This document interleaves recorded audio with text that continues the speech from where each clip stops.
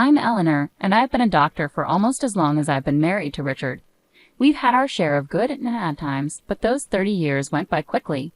Our big, comfy house was always lively, especially when our sons, James and Oliver, were young. They were very different from each other, but each brought their own special happiness into our lives. Richard and I both worked hard as doctors to create a nice life for ourselves. Over the years, we bought a few apartments and rented them out for extra money. Everything seemed to be going well until one day when Richard came home looking very pale and serious. "Eleanor, we need to talk," he said, sounding very worried as he put his medical bag down. "I had some tests done last week and the results. It's cancer." The months that followed were a blur of hospital visits, treatments, and long waits. Richard fought hard, but the cancer was ruthless. Watching the strongest person I knew suffer like that was incredibly painful. No amount of medical knowledge could prepare me for it. One evening, while we were sitting quietly in the living room, Richard took my hand and said, "Eleanor, if things don't go well, make sure everything is taken care of for the boys. The will is all set. You'll be fine with money." Not long after, Richard passed away. His funeral was very sad. Family, friends, and colleagues came from far and wide to say their goodbyes, but what really got to me was the silence at home after everyone left. Seeing the empty spots where Richard used to be and his belongings just as he left them was heart-wrenching. A few days after the funeral, I was in the kitchen trying to sort out leftover food when James burst in, looking worried and angry. Oliver followed him, looking uncomfortable. "Mom, we need to talk about Dad's will," James said, getting straight to the point. I sighed and put down the cling film. "Yes, I know. Your father left everything to me. He wanted to make sure I was taken care of." James slammed his hand on the counter. "But what about me and Oliver? We're his sons. It's not right that we get nothing." Oliver tried to calm things down. "James, let's not argue right now. Mom is still grieving. We can figure this out without fighting." James glared at Oliver. "It's easy for you to say. You're not thinking about the future." "I am." I leaned against the counter, feeling the pressure of their looks. "Your father and I built everything together. He trusted me to take care of things. But I hear you, James. I don't want to leave you out." "So what now?" James said, crossing his arms and raising his voice. "Do we just wait until you decide it's time to give us our share?" "James, watch your tone," I said, losing my patience. "I am still your mother." Oliver stepped between us, raising his hands like he was trying to break up a fight. "Let's all calm down. This isn't helping." "Mom, maybe we can find a compromise," Oliver suggested. I nodded and rubbed my temples. "Here's what we can do. The apartments that your father and I invested in downtown." James interrupted. "Yes, those." I gave him a look to signal him to be quiet for a moment. "I was thinking you each take one. You can live in them or rent them out. I'll also give each of you $225,000 to help you get started." James was clearly calculating in his head. "And the rest, the house, the money, will stay with me for now. When I'm gone, it'll come to you." "As for your father's wishes," I said firmly, "James, this is fair. I know you want to argue more," but Oliver nudged him. "Let's think about this. Mom isn't leaving us with nothing." James finally nodded, though he looked upset. "Fine, but I want this in writing. No more surprises." "Of course," I agreed. "We'll get everything documented properly." As they left the kitchen, I heard Oliver whispering to James, "Give Mom a break. She's doing her best." James muttered something I couldn't hear and didn't really want to. As I washed the dishes, I wondered if Richard could see us and what he'd think. I hoped I was making the right decisions, but only time would tell. And time, as always, was unpredictable. On a sunny afternoon, which was a rare but pleasant change, James brought Isabella over to meet me for the first time. They hadn't been dating long, but James was clearly smitten. You could tell by how he was fussing over her, which was unlike him. When they walked in, Isabella immediately had an air of confidence, almost like she owned the place. Dressed up in fancy clothes, she strolled into the living room with hardly a greeting, her eyes taking in everything.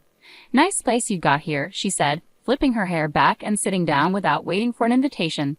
James was beside her, grinning like he'd won the lottery. I tried to be a good host and forced a smile. "Thank you, Isabella. Would you like anything to drink? Coffee? Tea?" "Coffee sounds lovely," she replied, then turned to James. "Make sure it's black, no sugar." James nodded and went to the kitchen, leaving me alone with her. I felt like a guest in my own living room.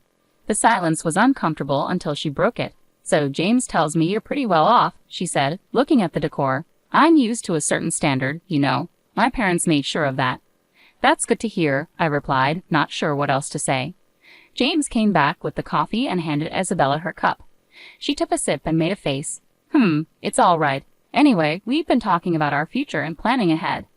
That's wise, I said, looking at James, hoping he'd give me a hint about where this conversation was going. Isabella put her cup down. Speaking of planning, we're thinking about the wedding. I want something special, as James has probably told you. I found this place that would be perfect for the rehearsal dinner, but it's a bit expensive, about $30,000. I nearly choked on my coffee. $30,000 just for the rehearsal dinner. James quickly jumped in. Mom, it's important to Bella. We want to start things off right. I set my cup down, feeling frustrated. That's a lot of money for just a dinner, Isabella. We need to be more reasonable. Isabella's expression turned cold. Reasonable? James says you have the means. I don't see why we should compromise on something this important. James nodded along, but I could tell he was uncomfortable. He knew this request was excessive. I'm all for celebrating, I said, trying to stay calm, but $30,000 for a rehearsal dinner is way too much. I can't justify that. Isabella stood up, her chair scraping loudly. I'm not used to lowering my standards, Eleanor. I made it clear to James that I expect a certain lifestyle. James tried to mediate. Mom, maybe we can find a compromise. There's no compromise on $30,000 for a dinner, James. That's final. I snapped, losing my patience. Isabella grabbed her purse and glared at me. Fine. If that's how it's going to be, then maybe we need to rethink some things. They left shortly after, and I was left feeling shaken by the encounter. The nerve of Isabella to come into my home, drink my coffee, and dictate how I should spend my money. It felt like a slap in the face and a wake-up call I wasn't prepared for. While I was at the grocery store, James and Isabella decided to drop by again. When I got home, Oliver was awkwardly trying to keep them entertained in the living room. The tension was palpable, the kind that makes you want to turn around and leave, but it was my house, so I braced myself and walked in. Isabella, as flashy as ever, handed me a list as soon as I set down my grocery bags. Eleanor, we thought a lot about the wedding gifts, and here's what we've decided. I hope this will make things easier for you. I glanced at the list she gave me. It was surprisingly sensible: kitchen appliances, some nice china, and even a couple of pieces of furniture. This seems quite reasonable, I said, feeling a bit of relief. I think these are wonderful choices. James looked at Isabella with hope in his eyes. Just as I was about to talk about where we could buy the items on the first list, Isabella's expression suddenly changed. She gasped.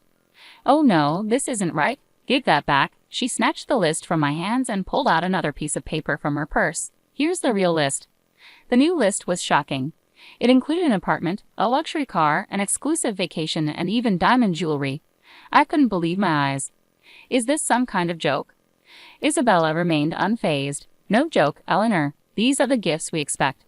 Only the best for our wedding. I looked at her, then at James, hoping he would speak up or show that he didn't agree with this craziness.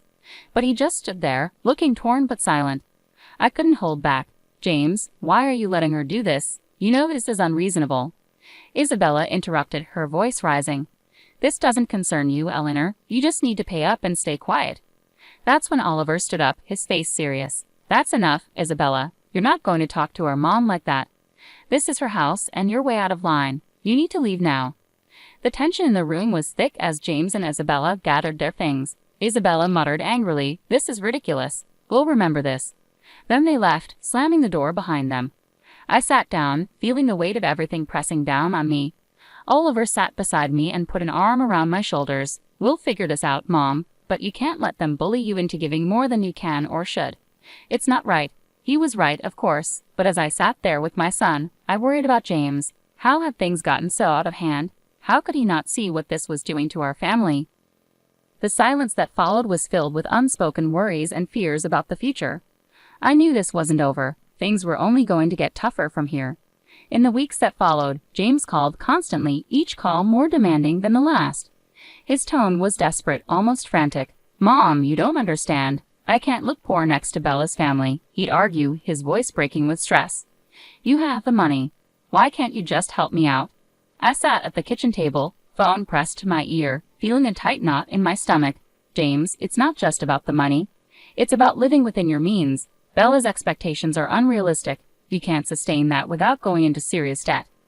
He'd scoff, frustration clearly boiling over. "What do you know about it? I'm not going to live like a... I need more from the inheritance now." "The offer stands," I said, trying to stay firm. "James, I've agreed to cover half the wedding costs, up to $115,000, and give a $5,000 gift. That's more than generous. Everything has to be agreed upon with me, though. No more surprises." There was a pause, then he laughed sharply. "That's nothing. You're just being stingy. You have a million sitting there. Why are you holding out on me?"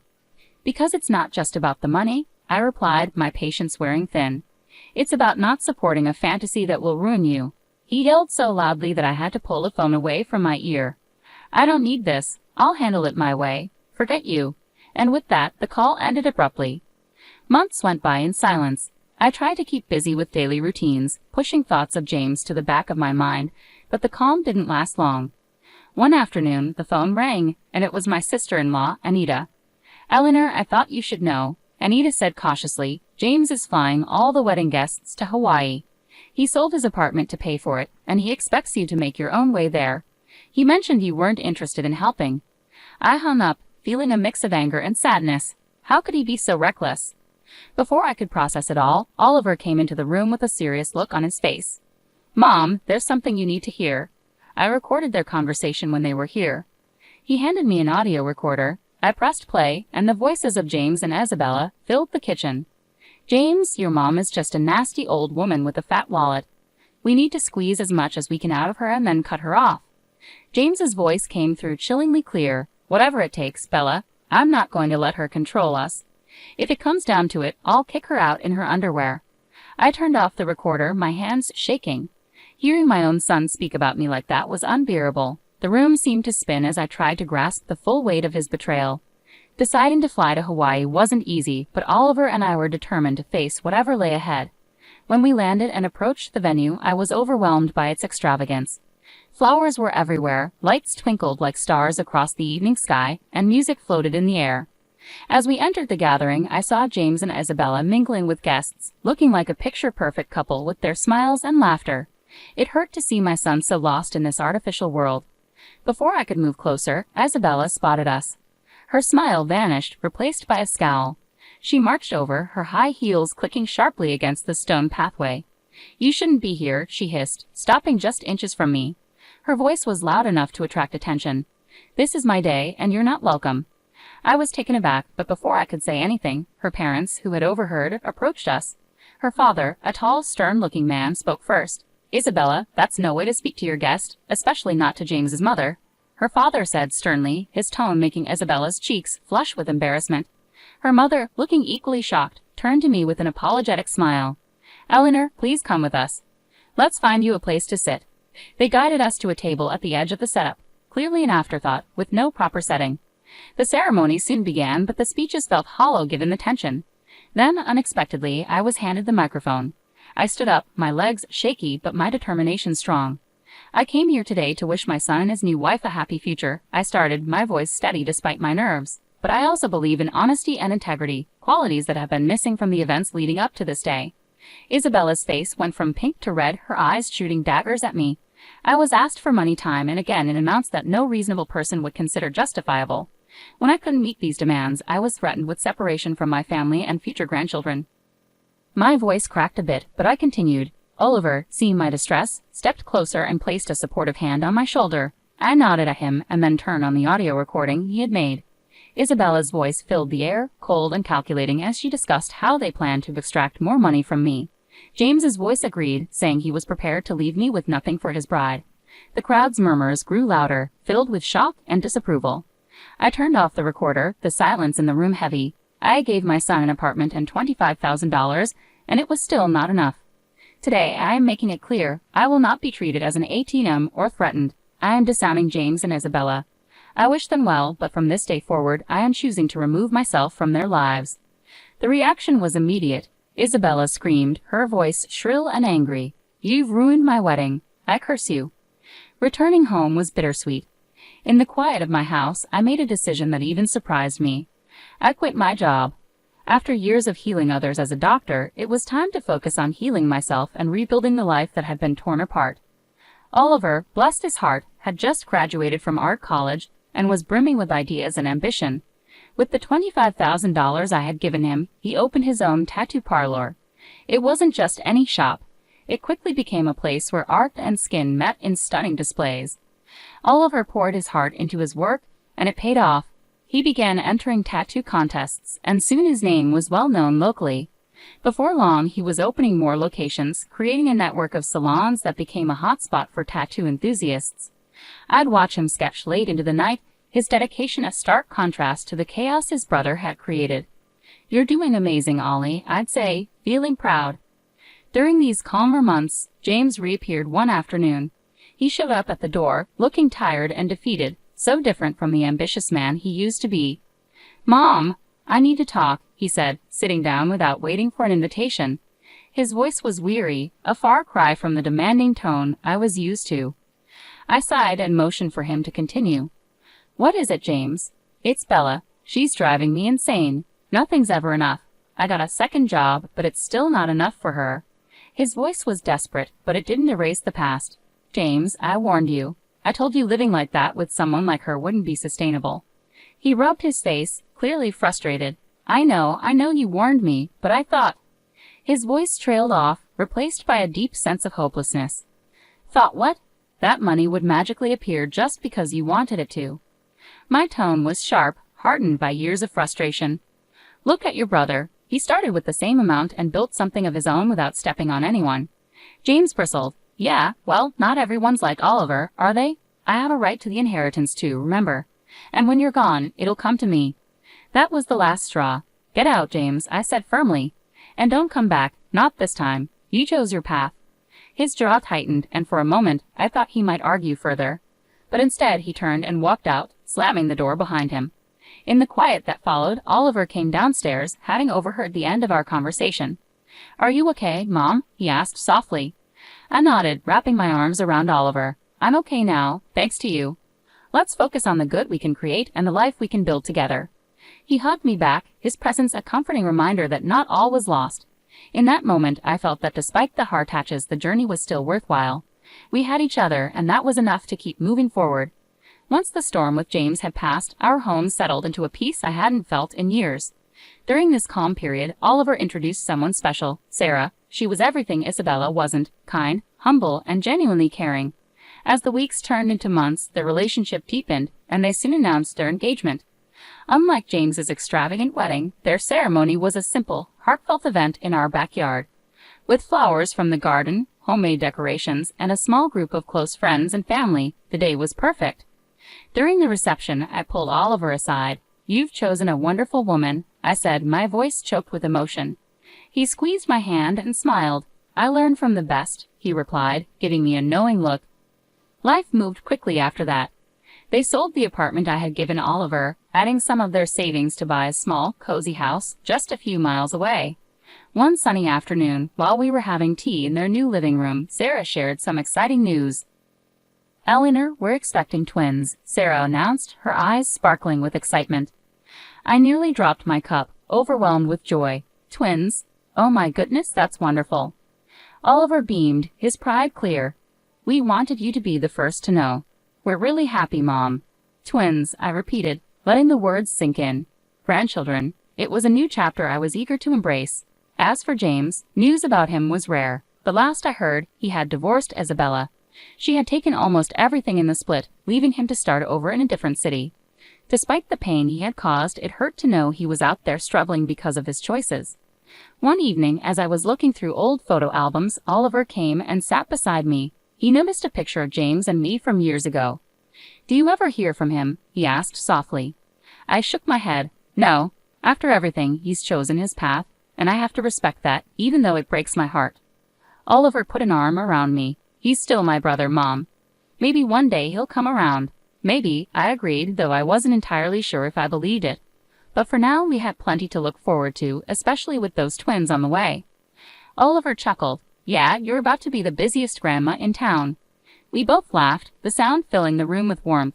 Despite the past, the mistakes and hard patches, this moment with Oliver felt like everything was exactly as it should be. Life was moving on, and so were we, with new hopes and dreams just on the horizon.